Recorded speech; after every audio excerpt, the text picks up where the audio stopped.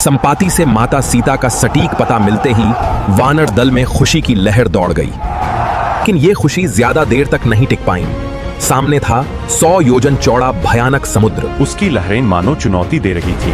अगर हिम्मत है तो पार करके दिखाओ। युवराज अंगद आगे बढ़े और बोले, बताओ कौन इस समुद्र को लांघ सकता है और वापस भी आ सकता है।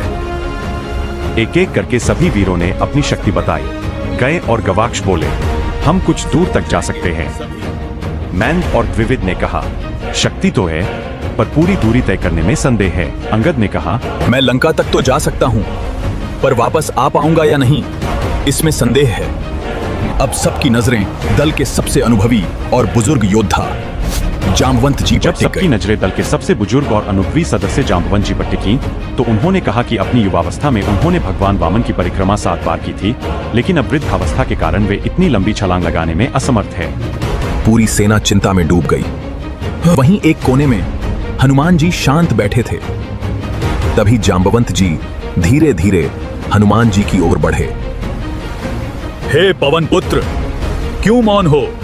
तुम्हारी शक्ति वायु के समान है। हनुमान जी को इस प्रकार शांत बैठा देख जांबवंत जी उनके पास गए। उन्होंने हनुमान जी के जन्म, उनके पवन पुत्र होने और उनकी अपार क्षमता का वर्णन करना शुरू किया। जांबवंत जी ने उन्हें याद दिलाया, तुम साक्षात वायुपुत्र हो और तुम्हारी गति वायु के समान है। तुम बुद्धि, विवेक और विज्ञान के भंडार हो। जगत में ऐसा कौन सा कठिन कार्य है जो तुम नहीं कर सकते? तुम्हारा जन्म ही श्री राम के कार्य को सिद्ध करने के लिए हुआ है। जांबवंत जी के ये प्रेरक वचन सुनते ही हनुमान जी का शरीर पर्वत की तरह विशाल होने लगा।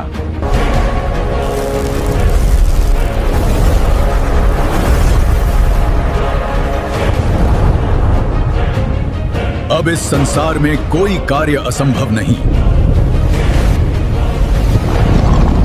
जय श्री राम! जय श्री राम! उनकी आंखों में तेज चमकने लगा और उनका सारा संशय मिट गया।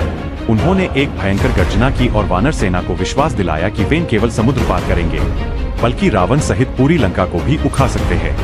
तब जांबवंत जी ने कहा, तुम अभी इतना ही करो कि सीता जी को देखकर उनका समाचार लेकर आओ। आप सभी यहीं रुककर मेरा इंतजार करें। मैं माता सीता का समाचार लेकर शीघ्र लौटूंगा। और इस प्रकार जांबवंत जी के मार्गदर्शन से हनुमान जी अपनी दिव्य शक्तियों को पहचान पाए। आगे की कथा और भी रोमांचक है। आगे की कथा में बने रहने के लिए हमारे साथ बने रहें। वीडियो को लाइक करें, कमेंट करें और चैनल को सब्सक्राइब करना ना भूलें। प्रभु श्री राम की कृपा आप पर बनी रहे। जय श्री राम, जय सीताराम।